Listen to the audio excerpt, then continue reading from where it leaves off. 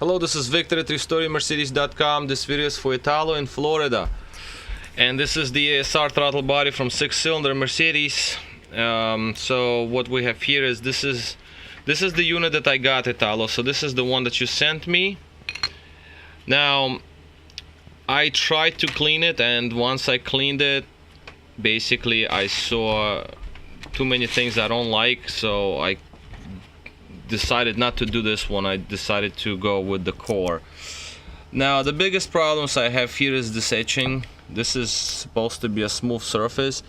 If we see here, it's just completely etched out. So basically what's gonna happen is, if I'm gonna go and proceed with it, when the plate closes, then there's gonna be air passing by still, so there will be uneven idle. On top of that, the breather hole, this is the PCV that was blocked, and also the actual throttle plate. I removed it first because I wanted to clean the actual internals first, but we do have pieces missing, so as you can see, just completely chipping off.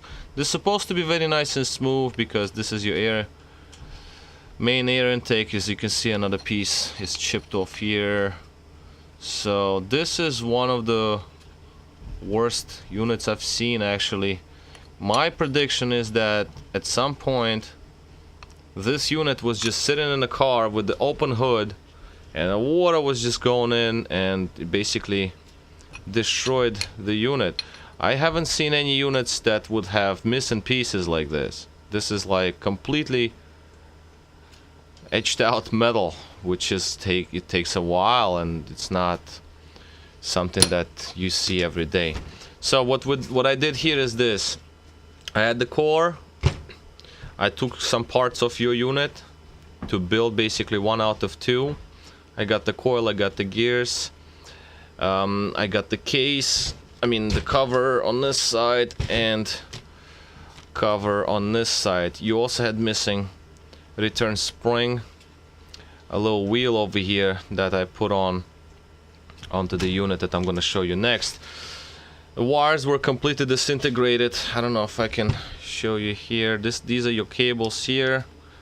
As you can see, the wires are just falling right off. This is how they are. This is how they are in your unit. So my biggest issue, again, the potentiometer was okay, but my problem with the plate and the actual case inside, that was the biggest issue that I decided that I cannot go with this unit. So I got you another core. I had one. So this is how it looks. This is the core unit that I had to source some parts off your unit. So the unit is energized now. As you can see, nothing is missing, everything is smooth. It has to be smooth like that because that's important for air delivery. There shouldn't be any kind of scoring. Should be nice and clean. And this is how this one is. On the outside, it doesn't matter as much as on the inside, because these surfaces are machined and they must be nice and smooth. So, and these are, as you can see, the plate seals off against the case very nicely. As you can see, that's the, you can have a little discoloration, yes, but you cannot have any kind of etching. So same part number, as you can see. Wires are new, replaced the loom.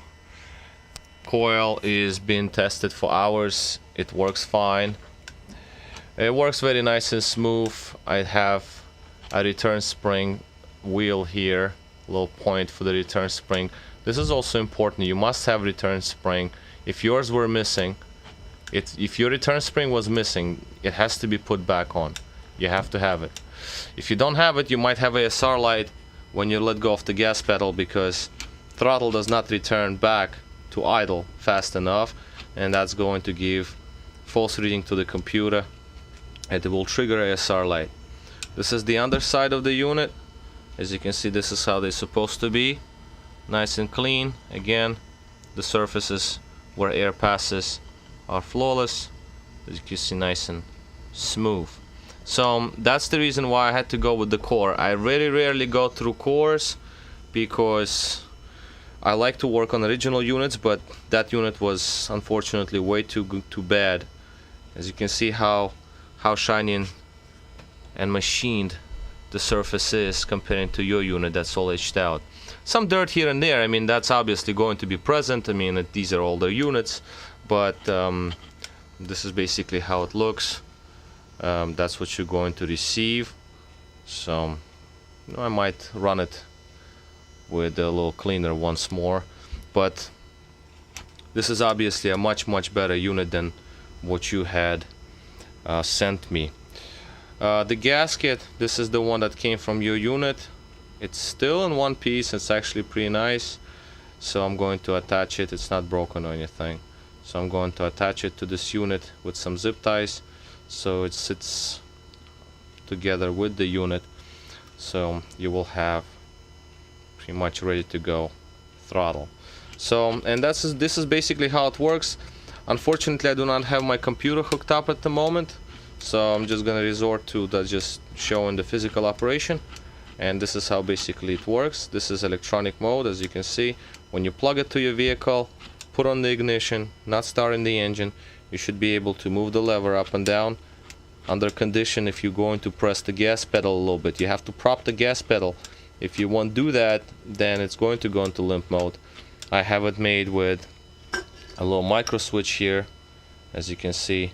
So this micro switch, if I deactivate it, as you can see, throttle goes into limp mode just for the reason because it's the throttle, the pedal itself isn't pressed. So this is the gas pedal. Okay, you have to have it pressed. Let's reset the system. So I just reset the gas pedal, I press the button, okay, and now I can move the lever all day long and it will never go into limp mode because it is thinking that somebody is pressing on the gas. So that's what many people think that is wrong, because they try to activate these units not pressing the gas pedal. Once you move this lever, it goes into limp. So that's not right. Also, I realigned the actual plate just to make sure it's centered, and that's how it sits on the bench. It's going to sit overnight before I can pack it tomorrow morning, just to make sure that the unit is nice and hot. It's been on the bench for a few hours already, so we can see the temperature of the unit is over 107, as you can see it. Different spots at different temperatures, but this is that's the hot unit. For example, the cold unit, 70 degrees, and your unit is, as you can see, over 100. So that is the working temperature that I can get it to on the bench. Cannot get it higher, so that's basically what it is. So that's basically going to cover it. So the unit is ready to go, and I'll give you a call later on, and then we'll do the finances, and I'll mail it out tomorrow. Alright, so this is all for now. This is Victor at restoringmercedes.com. Thank you for watching.